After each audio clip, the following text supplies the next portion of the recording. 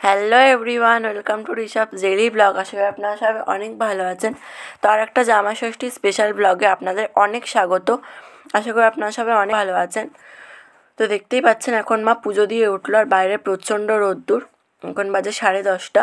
তো আমাদের মামার বাড়ি জামা ষষ্ঠীতে যাওয়ার কথা ছিল, প্রত্যেক বছর যাই, কিন্তু এবছর একটু গরম ছিল বলে আর যায়নি।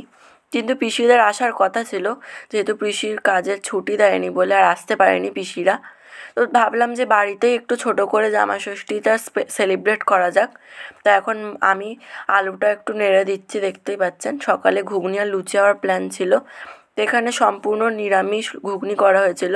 ঠাম্মির যেহেতু ষষ্ঠী উপোস ছিল, তো এই যে আমি দেখছিলাম ঘুগনিটা লাল লাল হয়েছে কিনা ঝোলটা। এখন ময়দাটা আমি মেখে নিলাম, মাকে একটু সাহায্য করেছি রান্নাঘরে এসে। তো এখন ঘুগনি আর লুচি কমপ্লিট। এই যে আমি আর ঠাম্মা এখন খেতে বসে পড়েছি।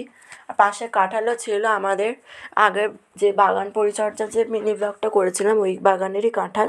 তো এই যে আমি আর ঠাম্মি এখন মজা করে খাচ্ছি টিভি দেখতে দেখতে। সো ফ্রেন্ডস, এখন বাজে 11:30, আর বাইরে একটু মেঘলা হয়েছে। রোদ্দুর ছিল সকালে প্রচণ্ড, যেহেতু আজকে বলেছিল বৃষ্টি হবে। তো দেখা যাক কী হয়। আর এখন দুপুরে তোড়জোড় হচ্ছে যে এখন হবে দুপুরে স্পেশাল মাটন কারি অ্যান্ড ভাত। এই যে গাইস দেখতে পাচ্ছেন মশলাটা আমি মাটনের নেড়ে নিচ্ছি। আর বাবা মাটনটা এনে এখন দুপুরের জন্য কোল্ড ড্রিঙ্ক আর দই আনতে গেছে, আর মিষ্টি। আর পাশে দেখতেই পাচ্ছেন ভাত হচ্ছিল, এই যে। আর মাটনটা ম্যারিনেট করা হয়ে গিয়েছিলো, তো সেটাই দেখাচ্ছি। তো প্ল্যান ছিল যে লাল লাল করে একদম স্পেশালভাবে মাটনটা রান্না করব, একদম টেস্টিভাবে। তো দেখতেই পাচ্ছেন এই যে আমি এখন মশলাটা নাড়ানো হয়ে গেছে। এই যে আমার জিভেতে এখন থেকেই লোভ আসছে। আর কলেই দেখতেই পাচ্ছেন বাসন পড়ে আছে এখনও। এই যে মা বাসন বাজবে একটু পরেই। তো আর বাইরে একটু হাওয়া ছেড়েছে, একটু স্বস্তি হলো। আর ঠাম্মি এখন হাতের ব্যায়াম করছে, দেখতে পাচ্ছেন হাতটা অনেকটা ফুলেছে। আগের ব্লগে আপনারা বলেছিলাম ঠাম্মা একটু শরীর খারাপ, এখন অনেকটাই সুস্থ আছে। তো এই যে মা এখন দমে বসিয়ে দিয়েছে মাটনটাকে। এই যে সিটি দিয়ে দিল 7টা, আর খানিকক্ষণ পর নামিয়ে নেবে। এই যে এখন খুলে দেখছে যে সেদ্ধ হয়েছে কিনা। আর চর্বিগুলো দেখতে পাচ্ছেন বন্ধুরা, ভাসছে একদম, এখন থেকে সুন্দর লাগছে। আর একদম লাল লাল করে ঝোলটা হয়েছে। আর ঠাম্মির এখানে উপোস ছিল বলে ষষ্ঠীর, এখানে দই চিড়ে আর কাঁঠাল ফলও ছিল, কলা আম মিষ্টি। এই যে ঠাম্মা এখন খাচ্ছে, আমি আর বাবাও খেতে বসে পড়েছি, দেখতেই পাচ্ছেন।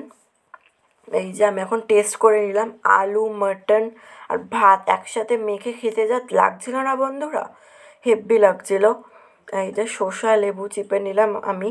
আর মাটনের কালারটাও দেখুন, ঝোলটা একদম লাল হয়েছিল, জাস্ট অসাধারণ লাগছিল একদম, দেখতেই পাচ্ছেন। আর এই যে এখন বাবাও খেতে বসে পড়েছে, বাবা এখন মাটনটা সার্ভ করে দিচ্ছে বাবাকে। এই যে দেখতেই পাচ্ছেন